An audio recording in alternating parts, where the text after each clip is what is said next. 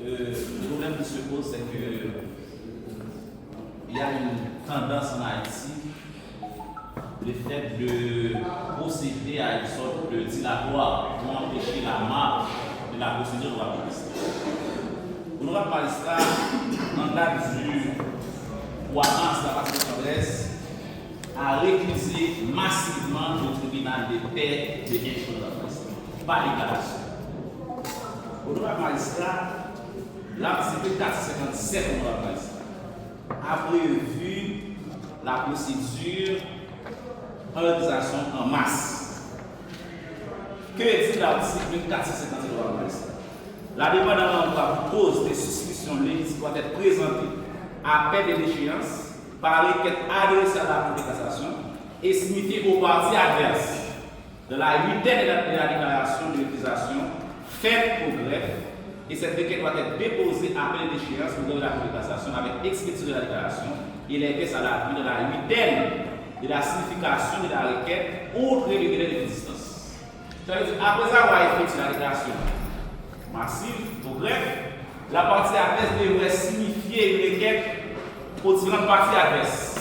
Quelles sont ces parties adverses? Ce sont les juges. Si on arrive à contester l'impartialité des juges, il faut qu'on arrive à signifier des griefs dans cette requête. Et jusqu'à présent, c'est sur cette seule déclaration que la partie adverse entend réutiliser le tribunal massivement. Où est la requête? Jusqu'à présent, il n'y a pas de requête. Et même sur le magistrat, l'article 463 a prévu au magistrat, 3 jours après la déclaration massive, il faut qu'il y ait une amende. Où est l'amende? 463 au magistrat. L'article 463. Vous allez voir, aucune utilisation en masse, aucune demande de saisissement contre un juge, un tribunal ou un cour d'appel, une section de l'application ne sera acquise si la demande est déposée 48 heures après sa déclaration au greffe, un certificat de la caisse des dépôts et consignations attestant qu'il a versé un cautionnement de 50 euros. S'il s'agit d'un juge de paix ou d'un tribunal de paix, où est l'amende? Il n'y a pas d'amende au droit magistrat. Donc le territoire n'est pas satisfait. Depuis ce droit magistrat,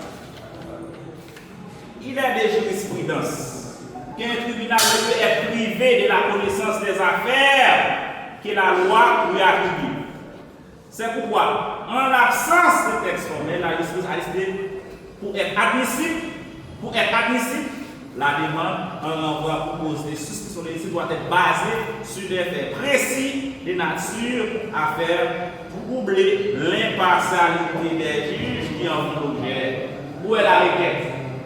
Où est? Il n'y a pas de requête. Comment c'est une simple déclaration par le greffe, on prétend récuser le tribunal de paix massivement?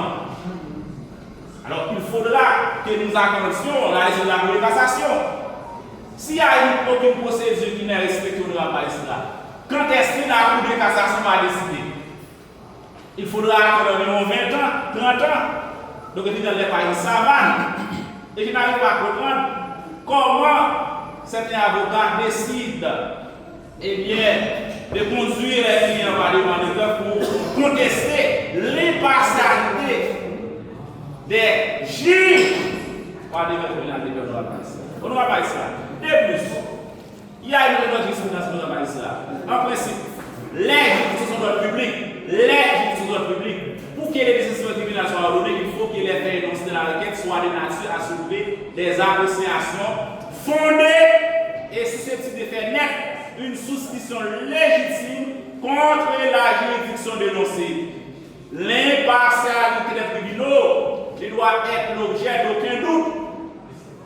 De plus, dès que les juridictions sont dans le public, elles ne peuvent être dessaisies de la police des affaires que pour des causes graves, précises et sérieuses. Où sont ces causes graves? Pourquoi la partie de contestation n'a pas besoin de requête aux différents juges du tribunal de paix pour présenter d'abord les causes de cette déclaration en masse? Avec cette déclaration en masse, et ça retarde le fond de l'affaire. Et c'est pourquoi les législateurs a prévu le droit magistrat cette procédure en admissibilité possibilité pour voir est-ce que cette législation en masse est admissible. Et c'est pourquoi dans la cela, nous avons intenté cette procédure. Il faut finir à cette pratique de la juridiction. Ces avocats, parfois, ils ont peur de plaider. Pourquoi ils ont peur de plaider?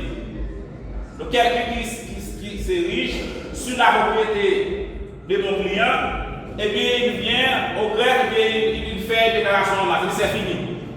Aucune procédure n'est respectée, aucune requête n'a été signifiée au juge, aucune amende n'a été déposée au greffe. Alors, il se déclaration, et puis ça a c'est fini.